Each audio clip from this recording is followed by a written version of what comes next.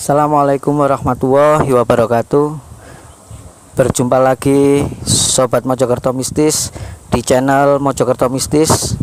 Alhamdulillah, puja dan puji syukur kita haturkan kehadirat Allah, yang mana kita masih diberikan kesehatan, diberikan kelapangan dalam susahnya hidup pada saat seperti ini, terhimpitnya ekonomi dan lain-lain. Alhamdulillah kita masih diberi kesehatan, diberikan panjang umur oleh Allah Subhanahu wa taala.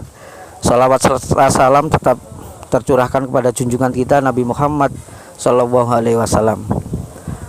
Tak lupa kami ucapkan kepada para subscriber channel Mojokerto Mistis, juga yang sudah like, komen dan share. Terima kasih karena partisipasi Anda semua merupakan sebagai pemicu semangat kita untuk meliput tempat-tempat atau suatu lokasi yang memberikan edukasi, spiritual edukasi kepada kita, yang tentunya tidak menyimpang dari sejarah aslinya. Alhamdulillah, dalam kesempatan siang hari ini memang sengaja kami ambil di waktu siang karena memang keadaan ini yang untuk membuat liputan ini. Alhamdulillah, saya Kang Samsul bersama Gus Anto, kita di makam Mbah Margo atau Syekh Abdul Malik, yang merupakan salah satu tabib atau ini ya, yang di zaman kerajaan Majapahit konon juga merupakan murid atau pengikut dari Syekh Jumadil Kubro. Nanti akan dijelaskan secara panjang lebar oleh Gus Anto. Dan lokasi dari makam Mbah Margo ini tepatnya di Dusun Sumber Aji, Desa Karangjeruk, Kecamatan Jatirejo, Mojokerto. Selain di makam, nanti ada petirtaan Sumber Aji, nanti akan dijelaskan oleh Gus Anto. Kita langsung aja ke Gus Anto. Assalamualaikum Gus Anto. Sehat selalu Gus Anto. Alhamdulillah. Gimana Gus, bisa dijelaskan makam Mbah Margo atau termasuk petirtaan Sumber Aji? Nah, di sini yang saya lihat tentang makam di sini, yang pertama di sini asli namanya beliau adalah itu Mbah Tirto Margo, dan lalu nama diislamkan secara peradaban Majapahit, yang mana dulu kerajaan Majapahit yang masih menganut Hindu Buddha, terus diislamkan, maksudnya dengan agama Islam oleh Syekh Jumadil Kubro, dan beliau ini insya Allah masih keturunan, bukan hanya seorang murid tapi masuk keturunan dari Mbah Syekh Jumadil Al-Kabir atau Mbah Jumadil Kubro. Dan insya Allah kalau tidak salah ini pada masa Dewi Suhita atau Ratu Ayu Kencana Wungu. Berarti Islam di zaman kerajaan Majapahit, Gus? Insya Allah seperti itu. Di sini ada Sumber Aji. Nanti saya coba jelaskan lagi tentang apa itu yang dimaksud Sumber Aji. Terus dulunya dipakai seperti apa oleh beliau pada masanya dulu, dan juga pada masa beliau dulu memang atau di sini atau di mana tempatnya. Nanti saya coba, pertama kita tawasul dulu ke makam, lalu kita mencoba flashback nanti, dan saya akan memvisualisasikan makhluk yang ada di sini dan juga sedikit bercerita tentang beliau-beliau di zaman dulunya. Jadi kita langsung ke arah makam. Baik Sobat Mojokerto Mistis, kita langsung aja masuk ke area makam Mbah Margo. Ayo.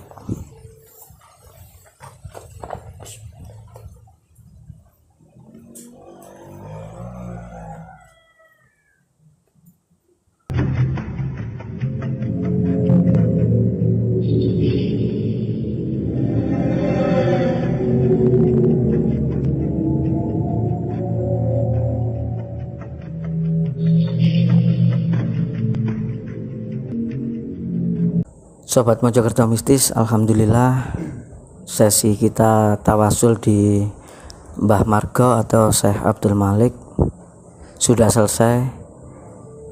Akan kita tanyakan sedikit cerita sekilas setelah kita tawasul tadi. Gimana Gus Anto, sekilas dari kita setelah tawasul tadi? Jadi yang pertama ya, waktu saya flashback di sini, selain beliau ini seorang tabib, pertama saya bicara secara silsilah dulu. Dari silsilah beliau ini masih ada nasab dengan Bagindo Ngali kalau orang Jawa. Kalau orang Islam juga Sayyidina Ali bin Abi Thalib.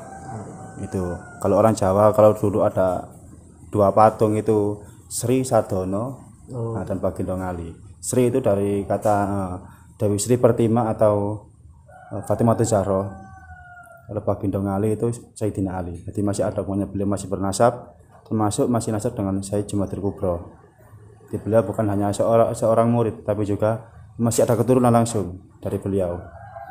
Dan di sini tadi sendang itu tadi atau petirtaan itu dulunya dipakai beliau untuk meruat, istilahnya meruat termasuk pasukan atau orang-orang sekitar sini, dan juga beliau termasuk penyiar agama Islam di sini. Jadi beliau di desa ini jadi beliau ditugaskan oleh Sayyid Jumatil Kubro untuk menyiarkan agama Islam di sini. Makanya kan dulu kan kalau nama Jawanya kan Mbah Tirto Margo. Jadi kalau nama Arabnya atau nama Islamnya itu Mbah Syekh Abdul Malik. Jadi beliau ini memang pengaruh dengan penyiaran agama Islam di sini. Jadi masih ada kaitannya terus sama Mbah Jumatil Kubro. Jadi memang beliau juga sekaligus tabib istana. Yang dimaksud tabib di sini bukan berarti beliau itu selalu mengobati raja, tapi di sini tabib seorang yang termasuk mengobati tentang kejiwaan seseorang. Istilahnya orang yang masih buta akan ketuhanan atau ketauhidan. Jadi beliau inilah yang langsung meluruskan tentang ketuhanan. Istilahnya bukan hanya tabib dalam bidang penyakit. Jadi bidang agama, bidang hati. Kalau zaman sekarang itu poro yai, istilah seperti itu. Arti meluruskan seseorang yang masih belum tahu jadi dirinya, belum tahu Tuhannya. Itu yang dimaksud tabib. Itu kalau yang saya ada flashback tadi. Jadi saya akan coba memvisualisasikan di sini lewat sketsa atau gambar. Ya, sobat Mojokerto Mistis. Jadi Mbah Margo atau Syekh Abdul Malik ini merupakan salah satu keturunan langsung dari Syekh Jumatil Kubro, yang mana merupakan kakek atau nenek moyang dari Wali Songo yang ada di Troloyo Trowulan. Dan beliau merupakan sosok tabib hati ya, kejiwaan seseorang ya, tidak secara penyakit medis gitu ya, menyembuhkan kejiwaan. Oke sobat Mojokerto Mistis, itu sekilas cerita dari Gus Anto setelah kita bertawasul tadi. Selanjutnya kita akan visualisasi, jadi penggambaran diwujudkan dalam selembar kertas ini bagaimana makhluk atau sosok gaib yang ada di area pemakaman makam dari Mbah Margo ini. Monggo Mas ditutup dulu.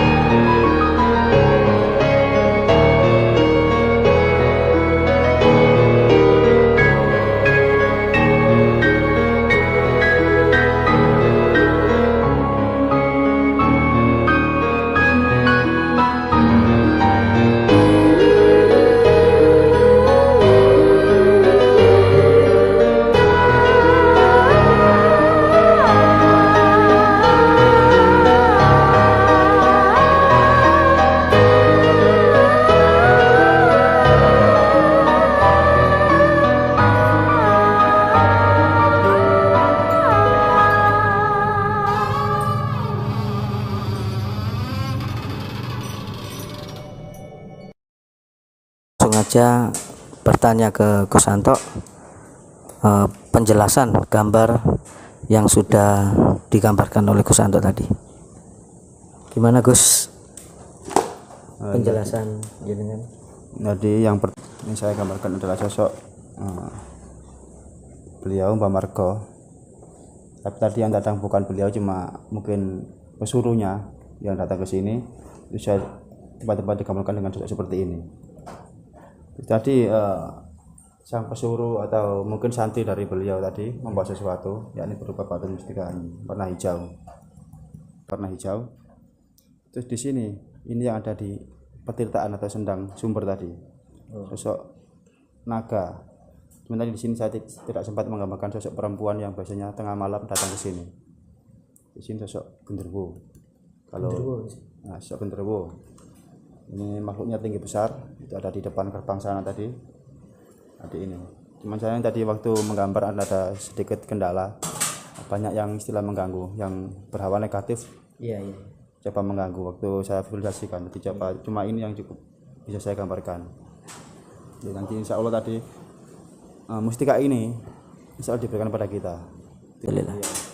Jadi dia diantarkan langsung sama pengikutnya. Jadi bukan sama mbaknya langsung, cuma sama pengikutnya. Jadi kita coba mewujudkan, semoga saja bisa terwujud mustika hijau ini. Saya tidak tahu mustika apa nanti namanya. Jadi kita coba tarik, siapa tahu bisa terwujud. Semoga saja nanti bisa.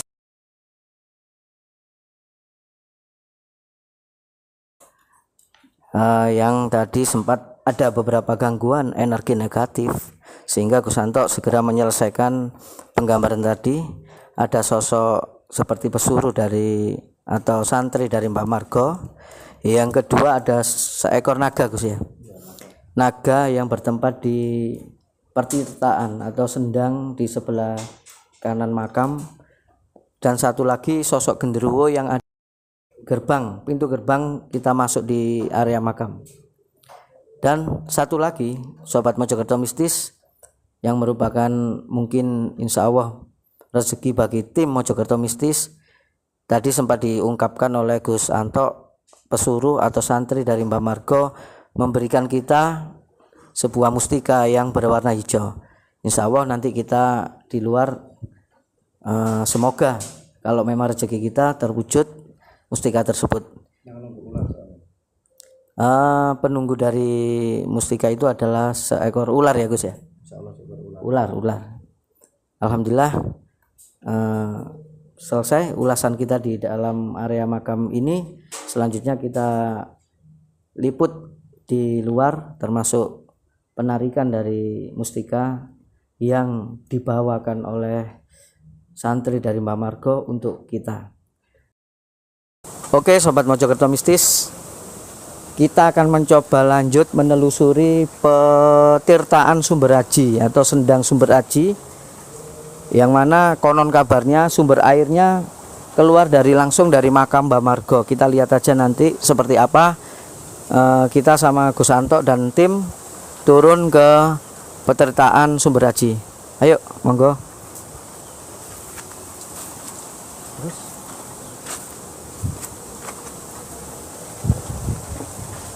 Pertirtaan ini berlokasi di bawah Sobat Mojokerto Mistis. Jadi kita menuruni anak tangga untuk sampai ke pertirtaannya. Assalamualaikum.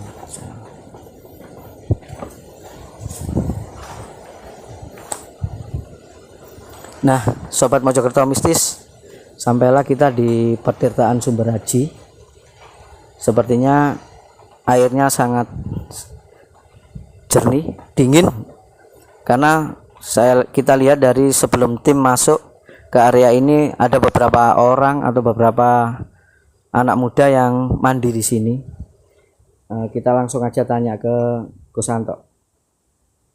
Gus, seperti apa hawa atau energi di pertirtaan sumber aji ini, atau seperti sejarahnya seperti apa?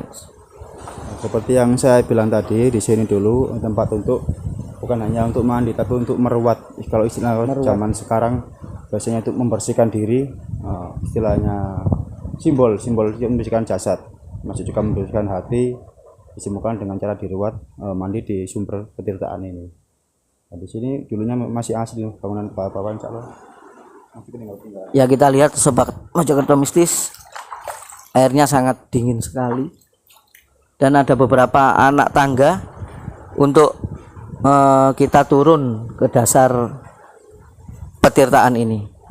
Sepertinya kedalamannya sedalam perut ya. Ya, dalam ini kalau ini. Oh, di sini dalam ya, karena dari sana seperti semakin dangkal, Gus. Nah, di sini tadi yang sosok ular naga di sini. Nah, yang ada di sini, yang nunggu di sini. Dan juga kalau tiap malam itu ada sosok seperti bidadari yang mandi di sini. Hampir setiap hari, setiap malam pergantian malam, lalu datang ke sini dan mandi di sini. Mungkin kalau dulunya tempat ini memang sangat disakralkan sama beliau.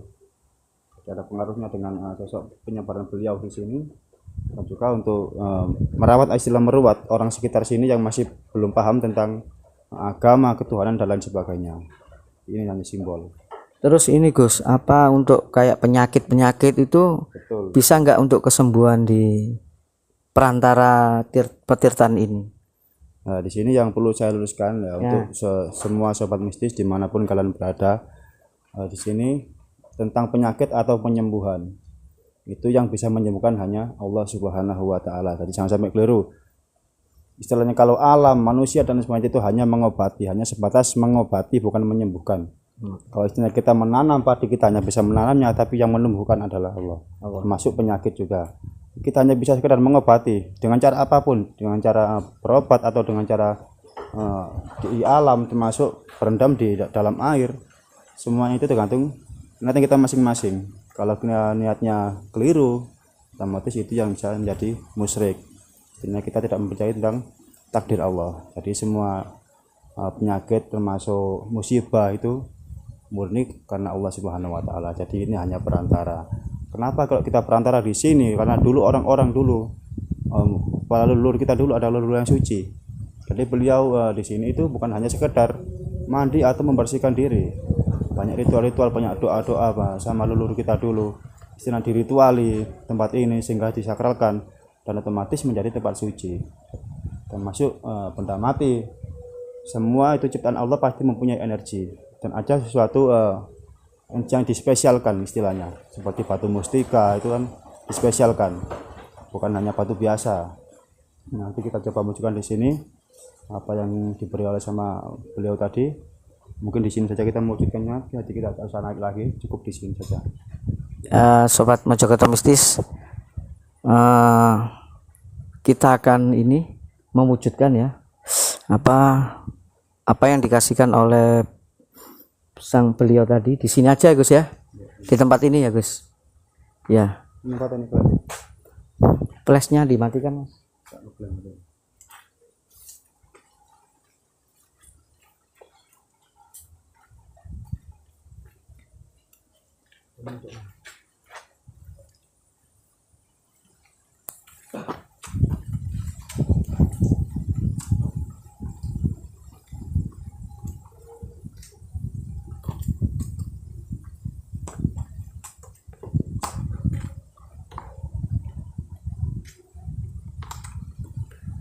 Ya, Sobat Mojokerto Mistis, Gus Anto akan mewujudkan atau menarik mustika yang dikasihkan oleh beliau tadi. Kita lihat secara seksama. Mas kameramen, tolong didekatkan ya, biar terlihat Sobat Mojokerto Mistis seperti apa wujudnya.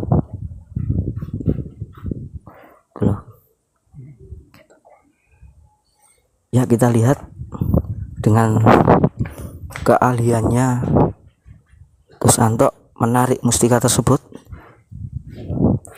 Ya, kita lihat kameramen, kita sampai zoom ya. Itu kelihatan ada warna hijau Gus.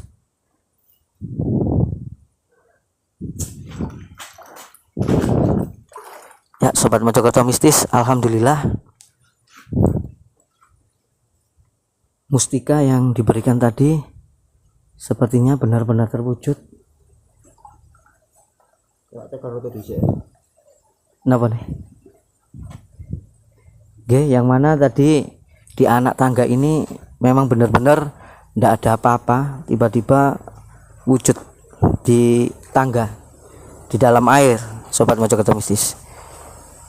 Mas, di zoom aja bentuknya Mas, warnanya Mas. Nah, yaitu Sobat Mojokerto Mistis, perwujudannya batu mustika yang diberikan kepada kita berwarna hijau Gus ya. Sepertinya gimana Gus ya?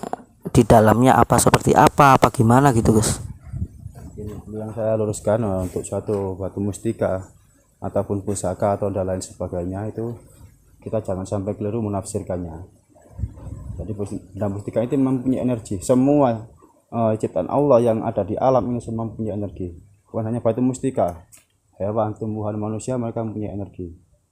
Jadi jangan sampai menuhankan hanya sekedar batu seperti ini.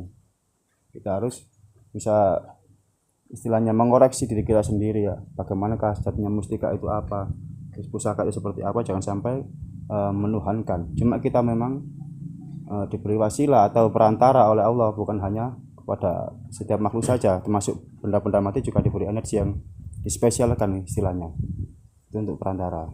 Dan kita tidak boleh mempercayai ya Gus ya, betul, atau menggantungkan dengan energi yang ada di pusaka atau batu mustika seperti ini. Betul sekali. Jadi benda mustika ini kita tidak boleh menuhankan, dituhankan ya.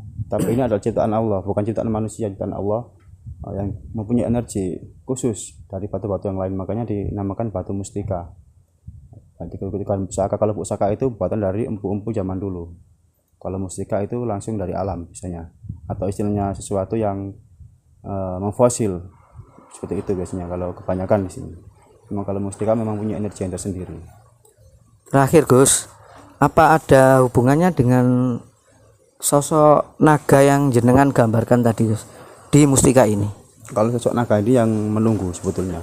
Oh, naga yang istilahnya yang menunggu di tempat ini. Kalau mustika ini tadi diantarkan sama beliau. Tapi sekali lagi saya informasikan, jangan sampai kita mempercayai apa yang diomongkan oleh jin. Meskipun tadi bilangnya kita diberi oleh beliau lewat seperti santrinya atau pengikutnya, tidak mungkin saya akan percaya 100%. Kita harus terus berpikir logika. Jadi kita otak-atik terus setiap informasi yang kita dapat, kita saring terus, baik itu dari makhluk gaib ataupun dari bangsa manusia. Jadi kita tidak boleh langsung meyakini. Jadi kita harus berpikir dulu bagaimana sebetulnya keadaannya atau seperti apa.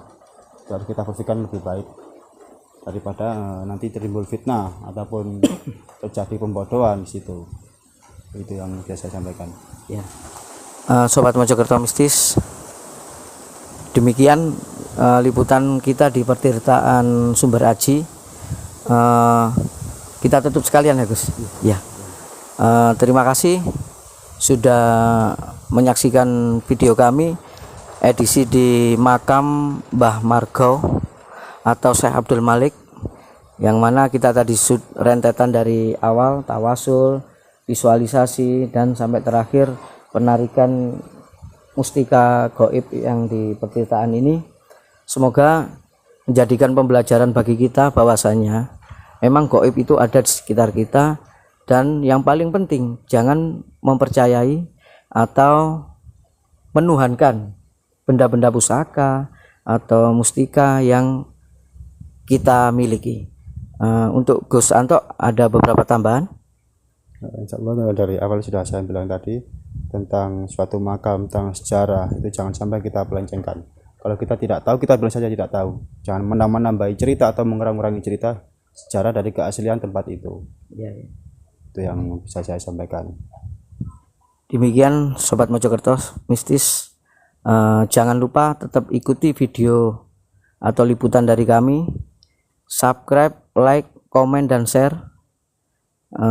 Untuk kesempatan kali ini saya Kang Samsul selaku pembawa acara, Gus Anto spiritualis, juga ada Mas Firman tim kita, dan kameramen Mas Tata. Mohon pamit. Terima kasih. Assalamualaikum warahmatullahi wabarakatuh. Percaya mistis harus dengan logis.